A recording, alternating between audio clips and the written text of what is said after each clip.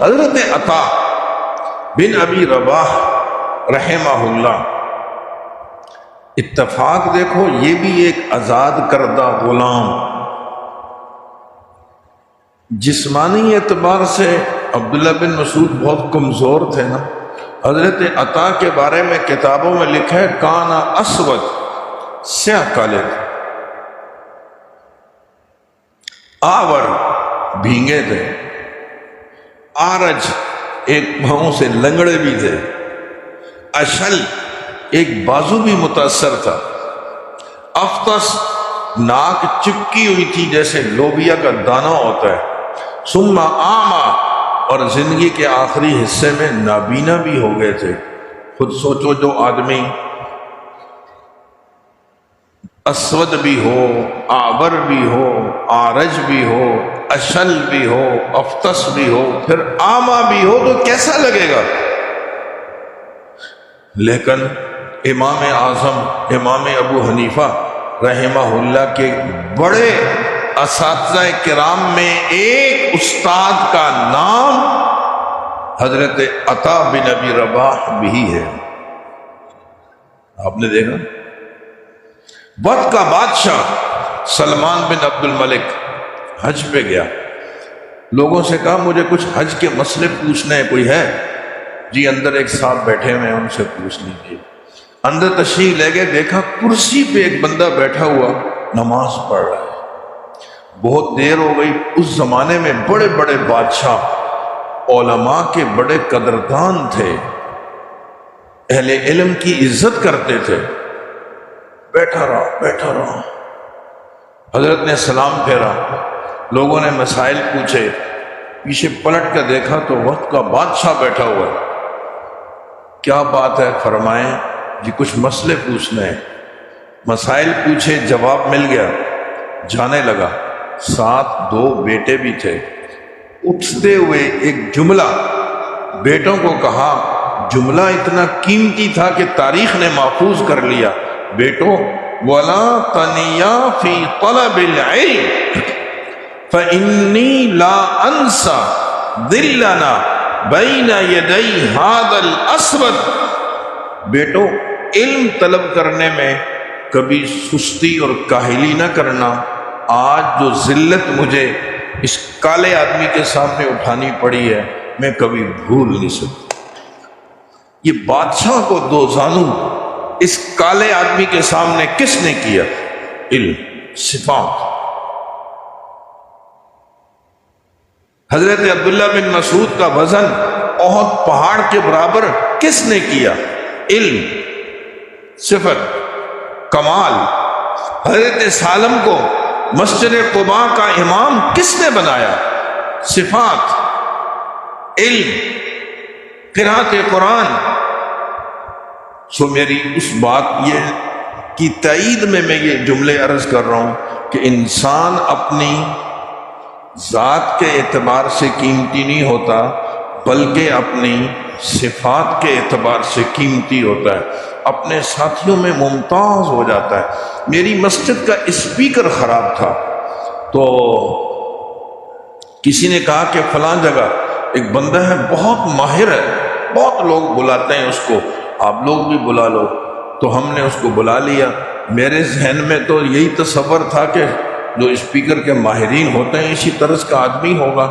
تو اندر جب آیا، گاڑی سے اترا، یہ بازو بھی نہیں تھا پورا، یہ بازو بھی نہیں تھا، اور لنگڑاہٹ کر کے لنگڑت آتا ہوا آہستہ آہستہ چل رہا تھا، ایک بندے کے سہارے، اور لا کر کرسی پہ بٹھا دیا۔ یا اللہ، یہ میں نے تو اسپیکر ٹھیک کرنے کے لیے بندہ بلایا تھا، یہ تو معذور آدمی کو اٹھا کر لے آیا۔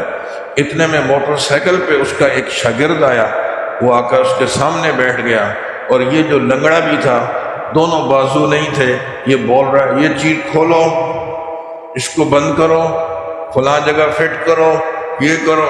ہاں جی امام صاحب، اسپیکر ٹھیک ہو گیا، چیک کر لو۔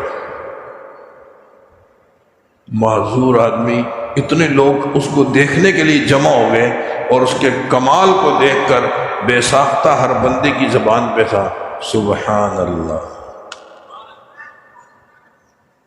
صفات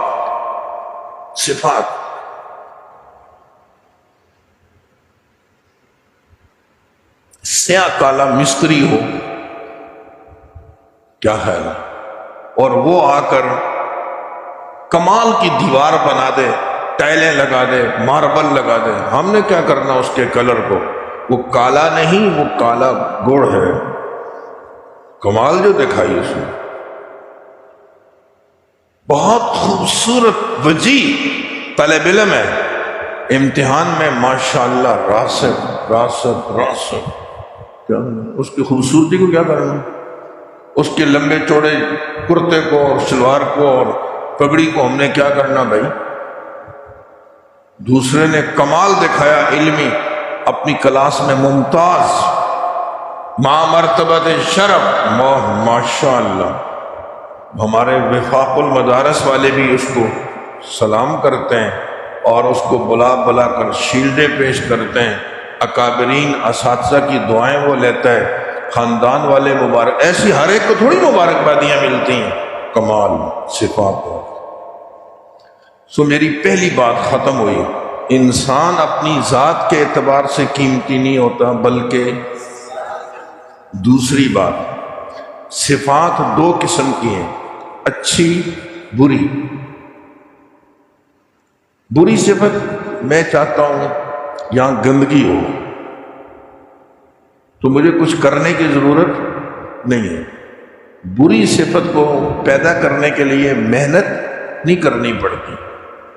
میں چاہتا ہوں میرا کمرہ گندا ہو جائے تو چھوڑ دو، خود ہی گندا ہو جائے۔ لیکن اچھی صفات کو پیدا کرنے کے لیے محنت کرنی پڑتی ہے، اور ٹکا کے محنت کرنی پڑتی ہے۔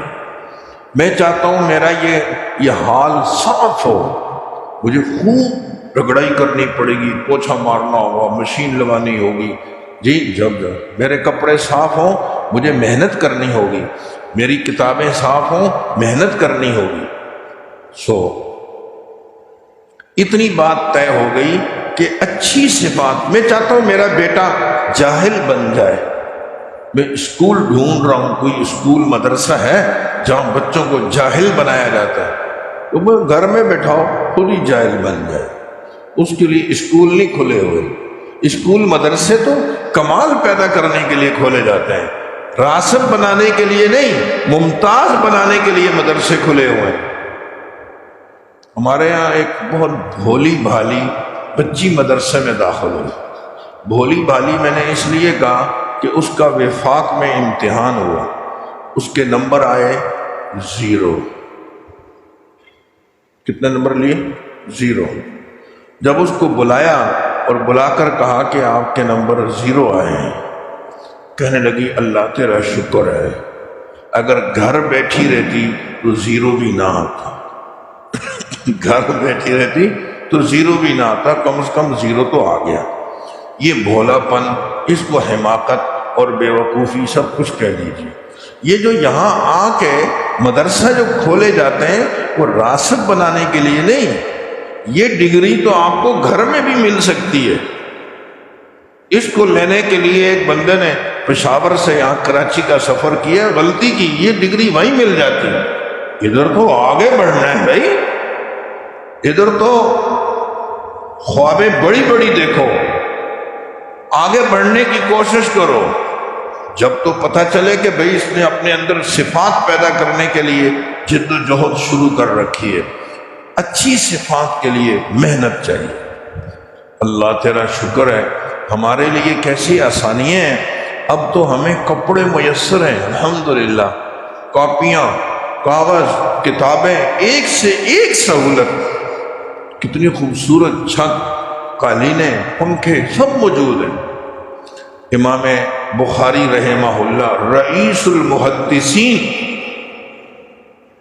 فخر المحدثین، اللہ کی کتاب قرآن مجید کے بعد صحیح ترین کتاب لکھنے والے امام بخاری درسگاہ میں تشریف نہیں لائے۔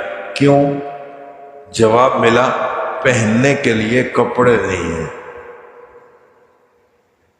سوچ سکتے ہیں آپ؟ آج ہمارا طالب علم کل جوڑے کتنے آپ کو پتہ ہی نہیں، کل کتنے جوڑے ہیں آج طالب علم کو معلوم نہیں ہے۔ جب طلباء کو نہیں معلوم تو عوام کو کیسے معلوم ہوگا؟ جب مردوں کو معلوم نہیں تو عورتوں کو کیسے پتہ چلے؟ ہمارے ایک دوست کی شادی تھی، کہنے لگا بیوی 80 جوڑے لے کے آئی ہے ماں باپ کے یہاں سے، 40 یا کتنے جوڑے تو میں نے دیے ہیں، سمجھ نہیں آتی یہ پہنے گی کب۔ میں نے کہا بے فکر رہو، یہاں صبح ایک جوڑا ہوگا، دوپہر کو دوسرا ہوگا، شام کو تیسرا ہوگا، تو یوں یومیہ جب 4 چلیں گے نا یہ کم پڑ جائیں گے۔ اچھا میں تو طالب علم ہوں، میں تو 3 دن میں 1 جوڑا استعمال کرتا تھا اور ہفتے میں 2 جوڑے۔ اب بیگم میری ایسی آ گئی جو ماشاءاللہ 80 جوڑے تو ماں باپ کے یہاں سے لائی، 40 مجھ سے ان لوگوں نے لے لیے۔ اتنے جوڑے، میں زیادہ جوڑوں کا مخالف نہیں، میں یہ بتا رہا ہوں کہ ایک امام بخاری ہے جس کے پاس پہننے کے لیے 1 جوڑا نہیں، محنت کتنی کی، آج رئیس المحدثین کا لقب انہیں دیا گیا، فخر المحدثین کا اعزاز ان کو حاصل ہے۔ 23 سال عمر تھی، کتنی؟ 23۔ بخاری شریف لکھنی شروع کر دی تھی 23 سال کی عمر میں۔ اور اس دن میں کسی کتاب میں پڑھا تھا، شاہ ولی اللہ محدث دہلوی رحمہ اللہ 10 سال کی عمر میں شرح جامی پڑھ رہے تھے، 15 سال کی عمر میں پڑھانے کے لیے بیٹھ گئے تھے۔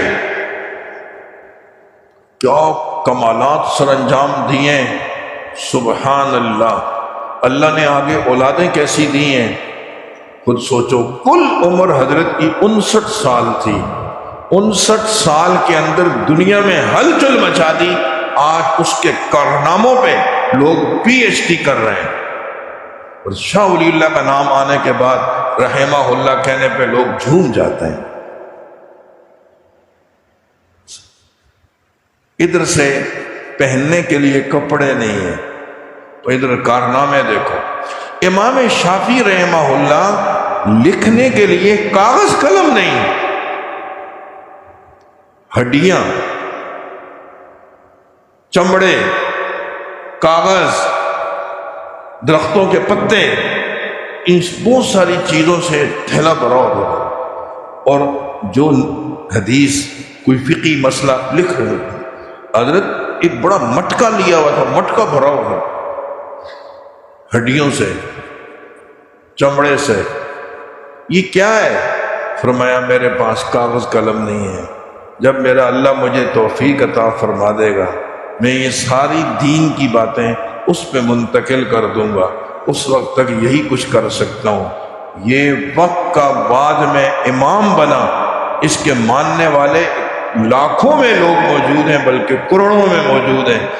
یہ امام شافعی ہیں جن کے پاس کسی زمانے میں لکھنے کے لیے کاغذ قلم نہیں تھے۔ امام مالک رحمہ اللہ تعلیمی اخراجات برداشت نہیں کر سکتے، اپنے گھر کی لکڑیاں نکال کے فروخت کرتے تھے۔ تعلیم سے فارغ ہوئے، مکان پورا بک چکا تھا، اور ایسے بے شمار واقعات ہیں۔ پانی کے اندر روٹی بھگو کے کھا رہے ہیں، سالن کا نام و نشان نہیں، 2 مہینے کی روٹیاں پکی ہوئی، ایک ہی دفعہ روٹیاں پکا لی، 2 مہینے تک کھاتے رہے۔ یہاں تو رات کی روٹی صبح کھاتے ہوئے منہ بنا رہے ہوتے ہیں۔ میں اپنی طالب علمی کا زمانہ بتا رہا ہوں، ہمارے یہاں جامعہ فاروقیہ میں ہم پڑھتے تھے، وہاں ناشتہ نہیں ملتا تھا، طالب علم ناشتہ اپنا خود کرتا تھا، 2 ٹائم کھانا ملتا تھا۔ شام کے وقت میں روٹیاں یقین کرو جو ڈبے میں ڈالی جاتی تھیں، کچرے کے ڈبے میں، بہت سارے طلباء صبح ان کچرے کے ڈبوں کو دیکھتے تھے کہ کوئی روٹی اگر نرم مل جائے اس کو چپکے سے نکال کر کچھ کھا لیا۔ اور ایک بڑی تعداد میں ایسے طلباء کی جانتا ہوں جو بغیر ناشتے کے کلاس میں جاتے تھے، اور ایک بڑی تعداد ایسے طلباء کی تھی جو جمعرات کو جا کر محنت مزدوری کرتے تھے، سیمٹ اٹھاتے تھے، بلاک اٹھاتے تھے، 1 دن کی دہاڑی لے کے پورا ہفتہ اس کو چلاتے تھے۔ اور آج آپ جتنے چاہو اللہ پاک آپ کو نعمتیں دے رہے ہیں۔ یہاں میں گلشن اقبال میں پہلے رہتا تھا، ایک طالب علم جامعہ فاروقیہ میں پڑھتا تھا، وہ اپنے ایک رشتہ دار کو ملنے یہاں آتا تھا، اور اس زمانے میں 1 روپے سے بھی کم کرایہ تھا، وہ 1 روپیہ کرایہ نہیں ہوتا تھا، وہ وہاں سے پیدل یہاں آتا، پھر یہاں سے پیدل واپس جامعہ میں جاتا۔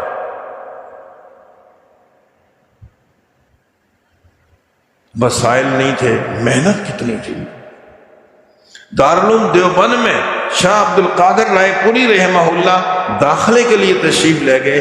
دیوبند والوں نے کہا داخلہ نہیں ہے۔ کیوں؟ اس لیے کہ کھانے کا انتظام نہیں ہے، جن لوگوں نے بچے لینے تھے لے لیے اور کوئی بندہ ہی نہیں ہے۔ فرمایا کھانے کا انتظام میں خود کر لوں گا، مجھے درسگاہ میں بیٹھنے دو۔ ٹھیک ہے بیٹھ جاؤ۔ روزانہ عشاء کی نماز کے بعد چوکیدار سے پوچھ کے باہر چلے جاتے، جو ریڑیاں کھڑی ہوتی تھی جگہ جگہ، اور خربوزے اور تربوز اور یہ جو چھلکے پڑے ہوتے تھے، وہ چھلکے اٹھا کر دھوتے، پھر ان کو کھا لیتے۔ 1 سال اس طرح گزار دیا، مگر سبق میں غیر حاضری کوئی نہیں تھی۔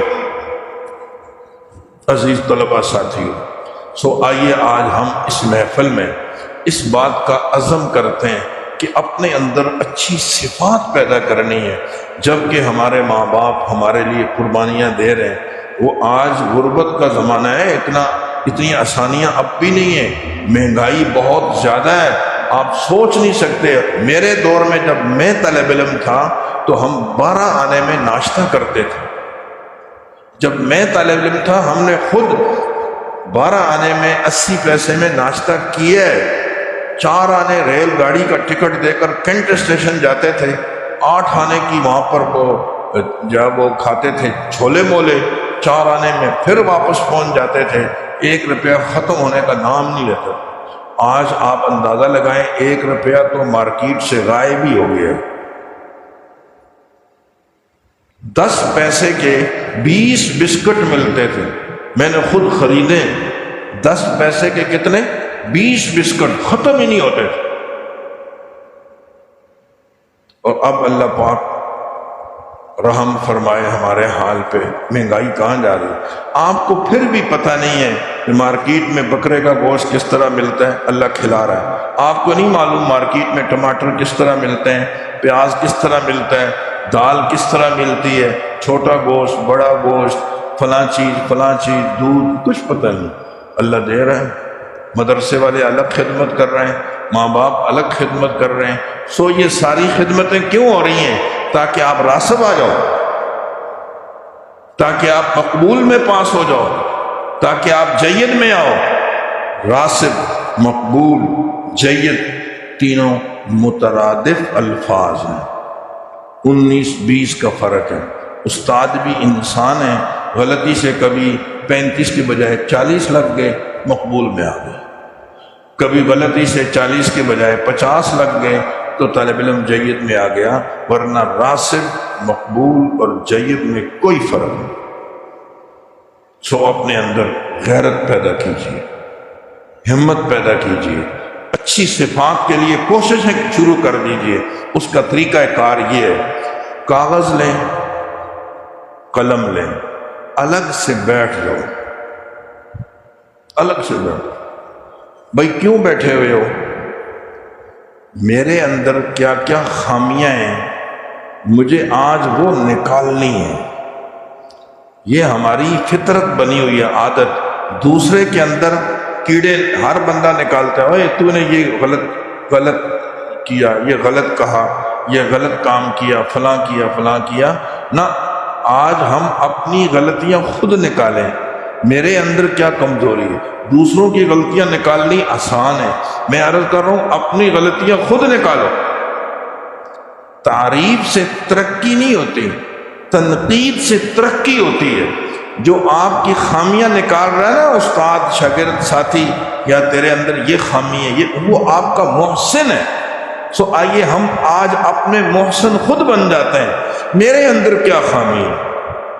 حال ہی میں امتحان ہوا ہے، نتیجہ بھی آ گیا ہوگا، بس اس نے آپ کو شیشے کی طرح آپ کے سامنے آئینہ رکھ دیا ہے کہ دیکھو آپ کہاں کھڑے ہو. آپ کے لکھنے میں وہ امتحان معاون بن گیا.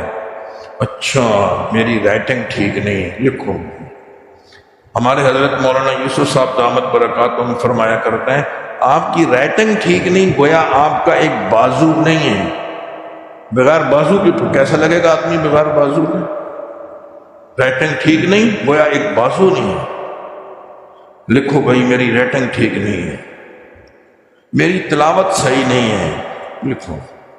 میری صرف نو اچھی نہیں ہے، مجھے انگریزی اچھی نہیں آتی، مجھے ریاضی صحیح نہیں آ رہی، مجھے جو کمزوریاں ہیں 1 2 3، میں نماز میں سست ہوں. ایک جملہ ڈال دوں معذرت کے ساتھ، یہ جو نمازیں یہاں دڑ دڑ شروع ہیں نا، تو میں اساتذہ سے کہوں گا کہ ایک پیپر لکھو اور والدین کو بھیجو، اوپر لکھو حلفیہ بیان. کیا آپ کا بیٹا جماعت کے ساتھ تکبیر اولیٰ سے گھر میں نماز پڑھتا ہے؟ پھر جواب دیکھنا کیا ہوگا. یہ سب سجدے یہاں ہیں استادوں کے خوف سے، چلو شکر ہے کچھ تو ہو رہا ہے. لیکن نمازی وہ ہے جو تنہائی میں گھر میں کوئی نہیں دیکھ رہا، کوئی منع نہیں کر رہا، جب بھی نمازی ہے. یہ نماز اللہ کے لیے، یہ بندہ نمازی ہے. اور اگر ادھر تو تہجد بھی چل رہے ہیں تو گھر میں جا کر کچھ بھی نہیں، یہ ڈرامہ باز ہے. یہ یہاں استادوں کے خوف، اس کی نماز سے انقلاب کیا، اس کی دعائیں کیسے مؤثر ہوں گی. دیکھو بھائی میں نماز میں، اس کا مطلب ہے میں نماز میں سست ہوں. میری جماعت رہ جاتی ہے، اس کا مطلب ہے میں وہاں سست ہوں. ادب، با ادب با نصیب، بے ادب بے نصیب. ادھر تو میں نے بڑی ادب سے کتابیں رکھی ہوئی ہیں، بستہ اٹھائے ہوئے گھر کے پھینکا ادھر لگا. گھر میں تو کوئی استاد نہیں دیکھ رہا نا. اس کا معنی یہ ہے کہ طالب علم ہے بے ادب، وہ ڈنڈے کے زور سے ادب والا بنا ہوا تھا. یہ بندہ بننے والا نہیں. سو ہم اپنی کمزوریاں دیکھ کر ان کا ازالہ کرنے کی کوشش کریں. اگر آپ نے آج سے یہ عزم کر لیا. میں ایک مدرسے میں گیا، وہاں ایک لڑکا فیل ہو گیا. انہوں نے کہا یہ فیل ہو گیا. میں نے کہا اگر اس نے غیرت دکھائی نا، انشاءاللہ آئندہ امتحان میں یہ پوزیشن ہولڈر ہوگا. آپ حیران ہوں گے، یہ میں نے بھی زندگی میں پہلی دفعہ دیکھا. دوسرے امتحان میں انہوں نے مجھے پھر بلایا، سب سے پہلے اس لڑکے کو کھڑا کیا کہ اس نے پوزیشن لی ہے، غالباً دوسری یا تیسری پوزیشن تھی، کہا اس کو انعام دو. فیل ہونے والا لڑکا، پوری صلاحیتیں سب میں ہیں. دماغ ایک ربڑ کی طرح ہے، کھینچو ربڑ بڑی ہو جاتی ہے.